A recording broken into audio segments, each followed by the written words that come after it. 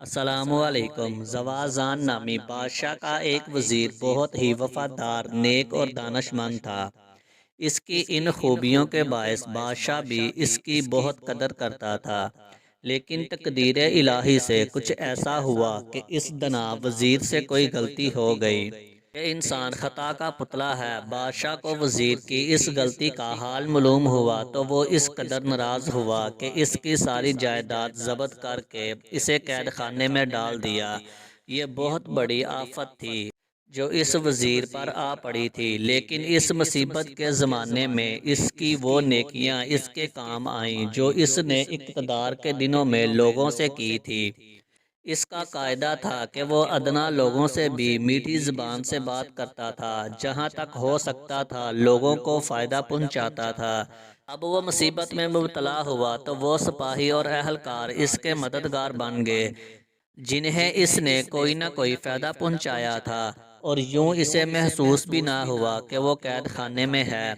اس دوران میں ایک واقعہ یہ ہوا کہ پڑوسی ملک سے بادشاہ نے اپنے ایک خاص آدمی کے ہاتھ اس وزیر کے نام ایک خط بھیجا، اور اس میں لکھا کہ یہ جان کر ہمیں بہت زیادہ افسوس ہوا ہے کہ تم جیسے قابل قدر اور نیک وزیر کو تمہارے بادشاہ نے ذلیل کیا ہے۔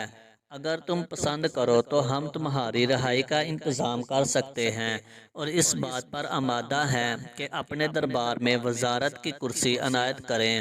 اگر تمہیں یہ بات منظور ہے تو فوراً ہمیں آگاہ کرو۔ دنا وزیر نے پڑوسی بادشاہ کا یہ خط پڑھا تو اس کی پشت پر یہ لکھ دیا کہ حضور نے میرے حال پر مہربانی فرمائی، میں اس کے لیے شکریہ ادا کرتا ہوں، لیکن مجھے یہ بات منظور نہیں کہ معمولی سی تکلیف سے گھبرا کر اپنے آقا سے بے وفائی کروں۔ پڑوسی بادشاہ کے قاصد کے آنے کا حال اتفاق سے ایک ایسے شخص کو بھی معلوم ہو گیا جو اس وزیر کا دشمن تھا۔ اس نے فوراً بادشاہ کو اطلاع دی کہ قیدی وزیر فلاں بادشاہ سے مل کر حضور کے خلاف سازش کر رہا ہے۔ بادشاہ نے سپاہی بھیج کر اس قاصد کو گرفتار کرا لیا جو وزیر کا جواب لے کر جا رہا تھا۔ اس نے فیصلہ کر لیا کہ اگر یہ بات سچ نکلی تو وزیر کو فوراً قتل کرا دوں گا، لیکن جب دوسرے بادشاہ کا خط اور اپنے وزیر کا جواب پڑھا تو سارا غصہ ٹھنڈا ہو گیا۔ اس پر وزیر کی وفاداری پوری طرح ظاہر ہو گئی، اور اس نے اسی وقت اس کی آزادی کا حکم لکھ دیا۔ وزیر قید خانے سے رہا ہو کر آیا تو بادشاہ نے پہلے سے زیادہ اس کی عزت کی، اور خلعت عطا کرنے کے علاوہ اس بات پر افسوس کا اظہار کیا کہ غلط فہمی کی وجہ سے اسے ناحق تکلیف پہنچائی۔ وزیر نے کہا کہ حضور خیال نہ فرمائیں، مجھے جو تکلیف پہنچی ہے میری تقدیر میں لکھی تھی۔ خدا کی مرضی اور مشیت کے بغیر تو پتا بھی نہیں ہلتا۔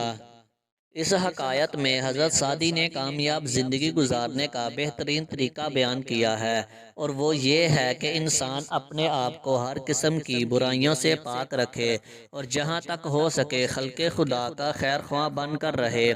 ایسی زندگی گزارتے ہوئے اگر کسی قسم کی آفتات بھی آ پڑے تو جن لوگوں کے ساتھ احسان کیا ہو وہ اسے تنہا نہیں چھوڑتے۔